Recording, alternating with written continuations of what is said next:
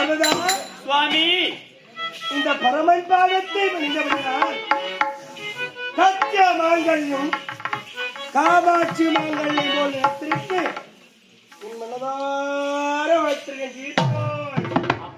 சுவாமி, அப்படி இருந்தாலும் படி கலந்து விட்டு படி கலந்த பிறகு இந்த பரமன் ஓய்வெடுப்பது வழக்கம் அல்லவா? ஆமா சுவாமி.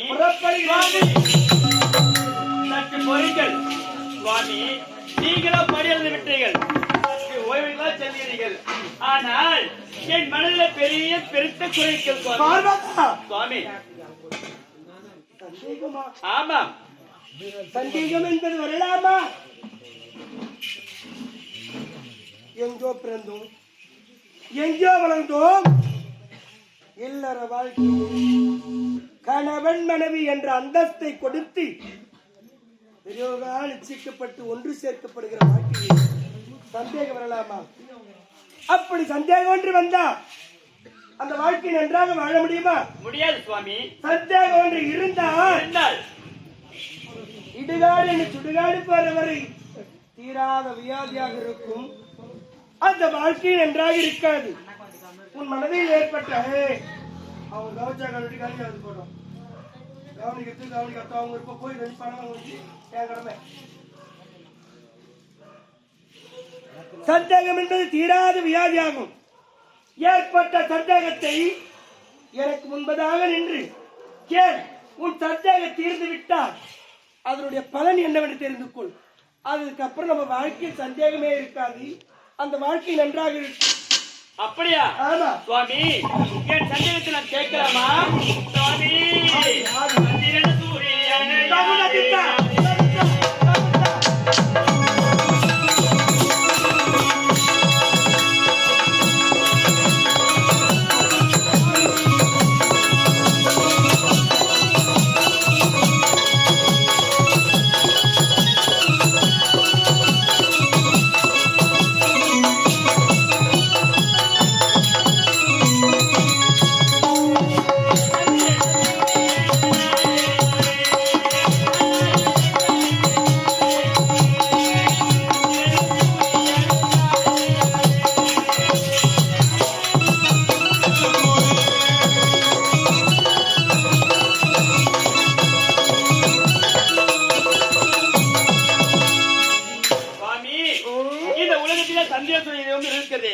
ஆனால் அப்படியேப்பட்ட சந்திரனும் சூரியனும் யாரு சுவாமி? இதுதான் உன் மனதில் ஏற்பட்ட சந்தேகமா? ஆமா பார்வதா சுவாமி. இன்று நீ கைலாயத்தில் சந்தேகப்படவேதான் பூலோகத்தில் சந்தேகம் என்று ஒரு வழி வந்து விட்டது. ஆணும் பெண்ணும் சந்தேகப்படுறாங்க. சந்தேகப்படுகிறான் என்றால் அந்த சந்தேகத்தை உடனே தீர்த்துக் கொள்ள வேண்டும். நீ சந்தேகப்பட்டு சந்தேகத்தை தீர்ந்து போக போகிறது. ஆனா பூலோகத்தில் தீராத சந்தேகமாக வாழ்க்கை வாழ்கிறது. அப்படியா? உன் சந்தேகம் அதுதானே? என் சந்தேகம் அதுதான் சுவாமி. உன் சந்தேகத்துக்கு உண்டான பதில் நான் சொல்லுங்கள் சுவாமி. சந்திரன சூரியனும்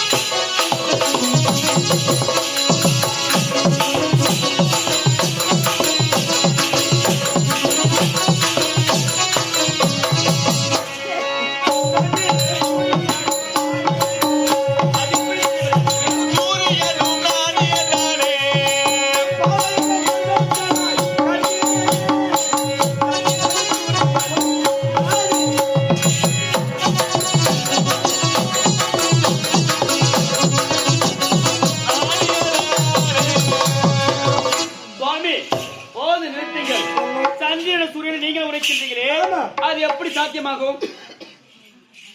அது எப்படி சாத்தியமாகும்? ஆமா பார்வதா சுவாமி.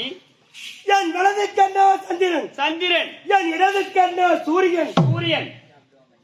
நான் கண் திறந்து பார்த்தால்தான் இவ்வுலகத்துக்கு வெளிச்சமும் கிடைக்கும், இருட்டும் கிடைக்கும்.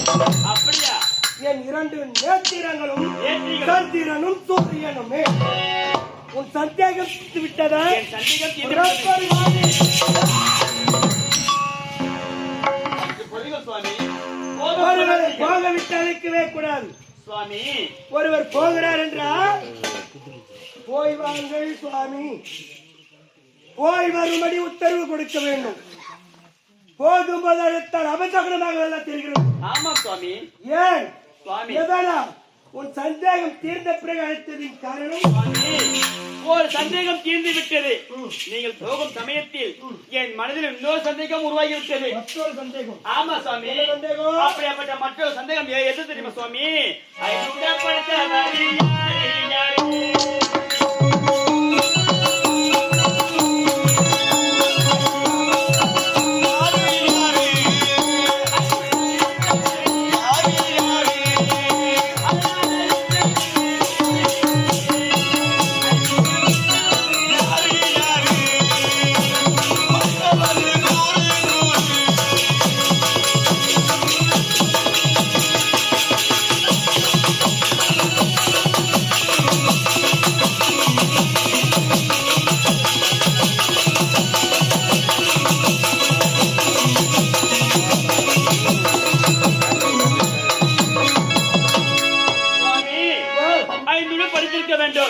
தெய்வ அம்சமாக இருக்க வேண்டும்.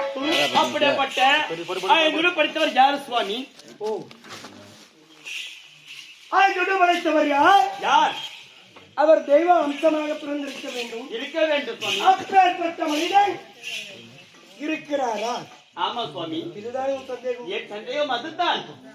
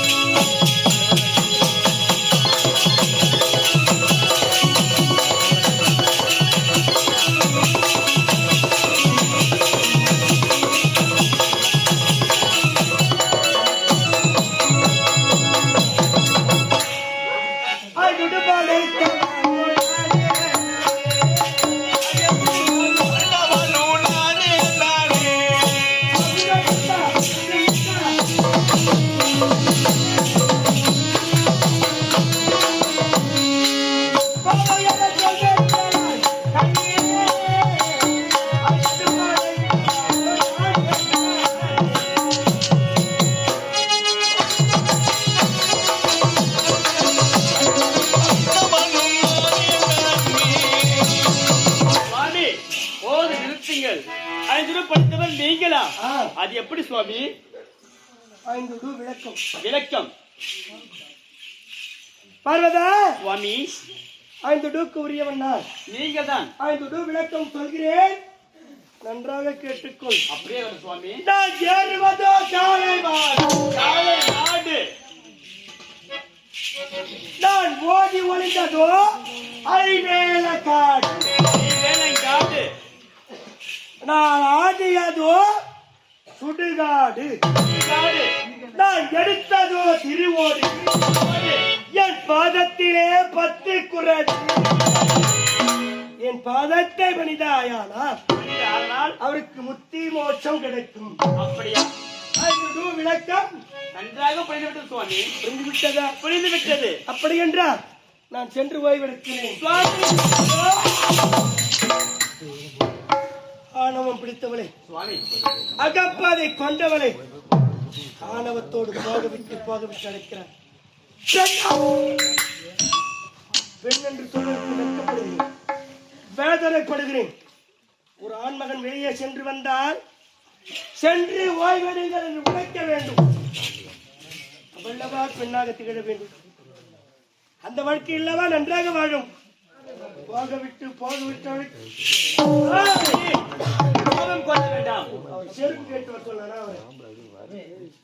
நான் யார்? உங்கள் மனைவி. நான் தானே அழைத்தேன், வேறு யாரும் அழைக்கவில்லையே சுவாமி. மனைவியாக இருந்தாலும் மாற்றானாக இருந்தாலும் ஒருவர் போகிறார். அவர் போறது நல்ல காரியமோ கிட்ட காரியமோ போக விட்டு அழைக்கவே கூடாது. அப்படியா? ஏன் எதற்காக? எதற்காக சுவாமி? ஒரு நல்ல விசேஷம் ஒரு கிராமத்துல எடுத்துக்கோ.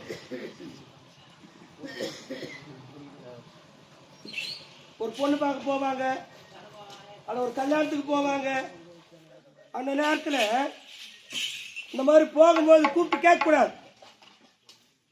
ஏன் சுவாமி? போற எண்ணம் நல்ல எண்ணம் ஈடேறணும். அப்படியா? போகும்பொழுது போய் வாருங்கள், போகிறாரா, போய் வந்த பிறகு எங்கே சென்று வருகிறீர்கள் அப்படி என்று போய் வந்த பிறகு கேட்க வேண்டும். போகும்போது சுவாமி எனக்கெல்லாம் வழிவகுத்தவரே, நீ ஒரு நேரத்தில் நீ போகவிட்டு அழைத்ததினால்தான் பூலோக மானிட பெண்கள் அதையே பின்பற்றி கொண்டிருக்கிறார்கள். அதனுடைய அர்த்தம் தெரியாம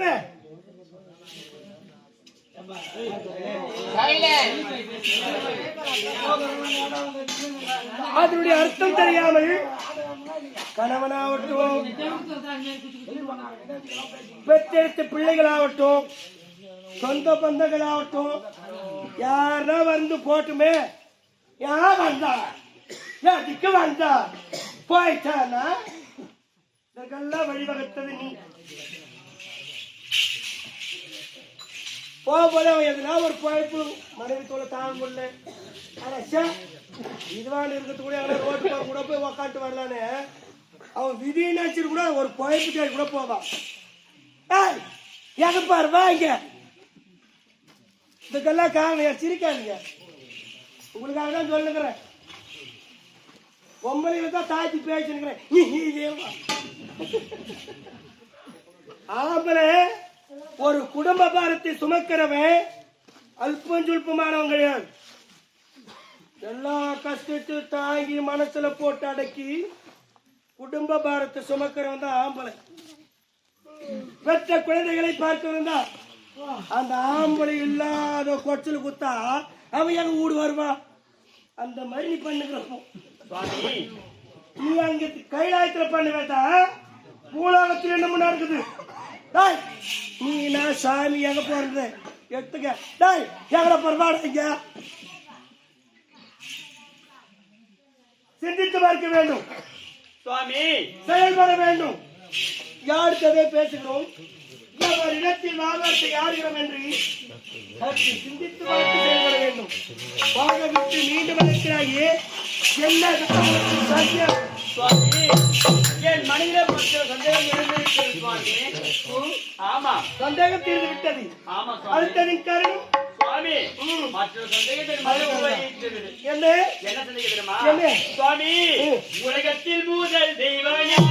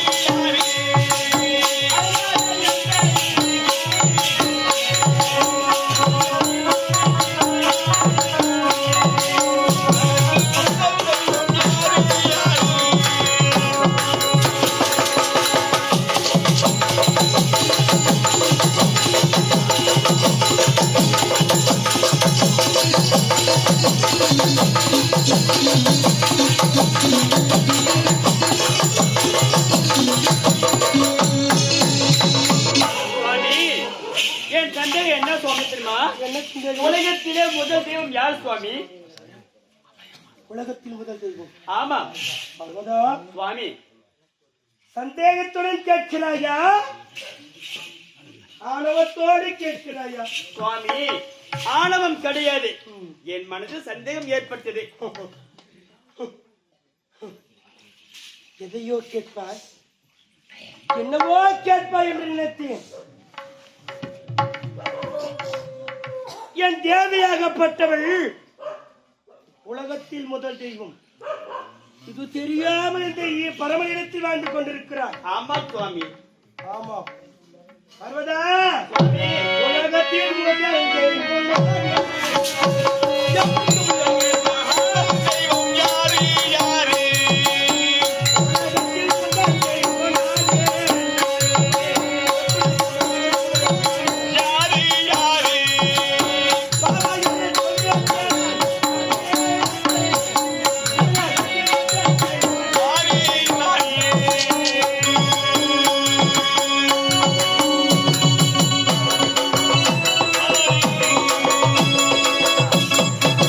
சுவாமி. போதும் இந்த நிறுத்துங்கள். உலகத்தில் எப்பா ராஜா இது சோழன் சொல்லிட்டேன் நேரண்டா ஒரே அடிவா சொல்லிட்டு போறாருண்டா.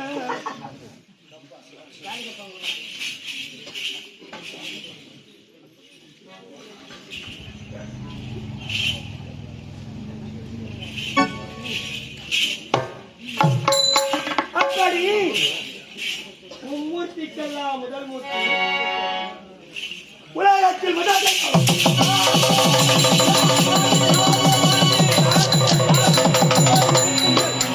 சுவாமி, இந்த உலகத்திலே முதல் தெய்வம் நான் சுவாமி.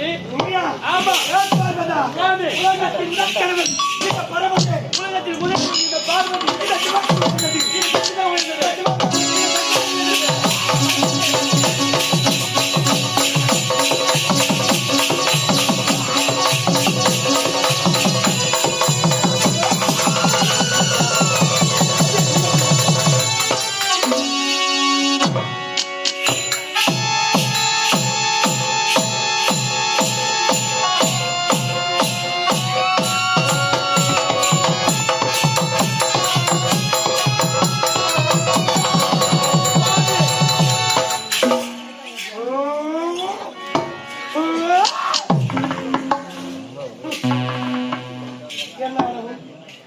என்ன கதை, என்ன மம்மதை, பெண்ணுக்கு இவ்வளவு கர்வமா? பெண்ணாக பிறந்தவருக்கு இவ்வளவு பெரிய ஆணவமா? உலகத்தில் பிறந்தது இந்த சிவமே. சுவாமி, போது நிறுத்துங்கள். இந்த உலகத்திலே முதல் தெய்வம் இந்த சக்தி. அது எப்படி? சுவாமி, இந்த சக்தி என்ற சிவமே கிடையாது சுவாமி. அதை புரிந்து கொள்ளுங்கள். ஏன் இந்த சக்தி இருந்தால் தான் எண்ணற்ற ஜீவராசி நடமாட முடியும். அப்படியாப்பட்ட இந்த சக்தியே உயர்ந்தவள். ஆ, சக்தியே உணர்ந்தவர். ஆமா. இந்த சக்தி இல்லாமல் ஜீவபந்துக்கள் வாழ முடியாது. வாழ முடியாது சுவாமி. இந்த பரம அது இழைக்கவில்லை என்றால் ஈயரம்பு 84 ஜீவராசிகள் வாழவே முடியாது. பூலோகம் என்று ஒன்று உருவாயிருக்காது. பூலோகமே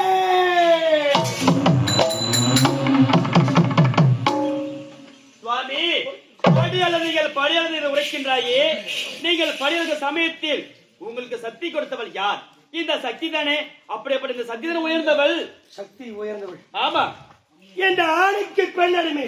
இந்த பெண்ணுக்கு ஆணிடுமை. சுவாமி, போது நிறுத்துங்கள். உலகத்தில் முதல் தெய்வம் என்று உரைக்கின்றாயே, இந்த உலகம் பிறந்தது கொண்டு ஒரு நாளைக்கு நான் உட்பிருந்து இந்த உலகையே படித்தவன் நான். மரணம், செடி, கொடி, மலை, குன்று போன்ற எண்ணற்ற ஜீவத்தை நான் படைத்தேன்.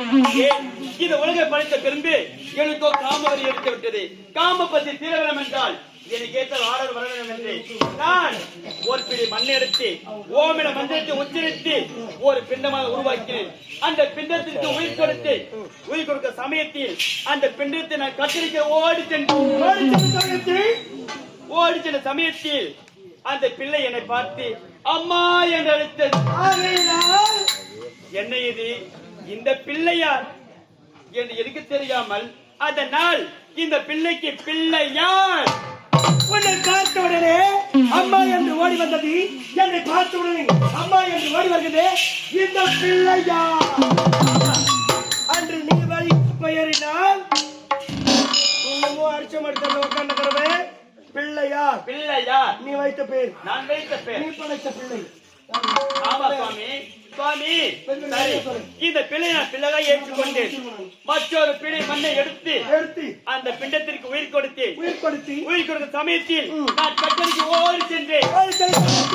ஓடி சென்ற சமயத்தில் அந்த பிண்டமான் என்னை பார்த்து தங்காய் அதியா தங்கா என அழைத்தது.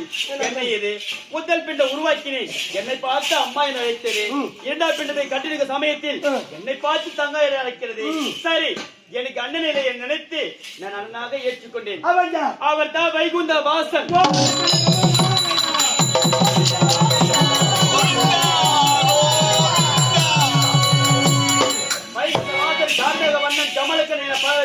வாழ்ந்து வருகிறார். மூன்றாவது ஒரு பிடி மண்ணை எடுத்து அந்த பிண்டத்திற்கு ஓமன மஞ்சத்தை உத்தரித்து அந்த பிண்டத்துக்கு உயிர் கொடுத்து உயிர் கொடுத்த சமயத்தில் நீங்கள் பிறந்தீர்கள். ஆமாம், நீங்கள் பிண்டத்தை நீங்கள் உருவாக்கினேன்.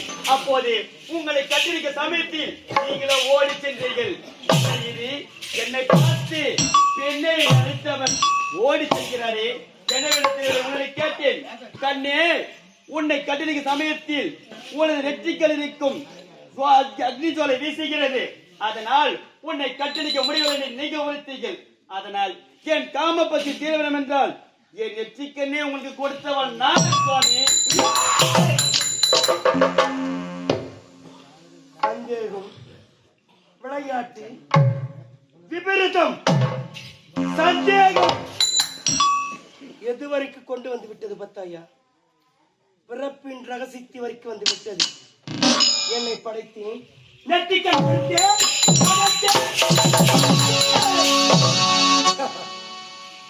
படைத்து நெற்றிக்கண்ணை கொடுத்தார். ஏன்? எதற்காக? காமத்திற்காக. காதகி கண்ணை கொடுத்தவுடனே நெற்றிக்கண்ணால் உன்னை ஒரு பிடி மண்ணை எடுத்து நான் படைத்தேன். இச்சா சக்தி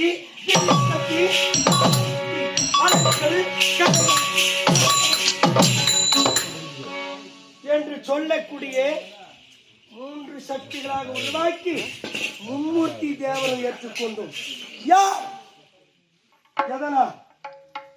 உன்னால் பிறப்பின் ரகசியத்தை சொல்லிவிட்டாய். நான் எப்பேற்பட்டவன்? என் சிரமோ உலகில் நாய்கடல். அப்படியா? என் 2 கண்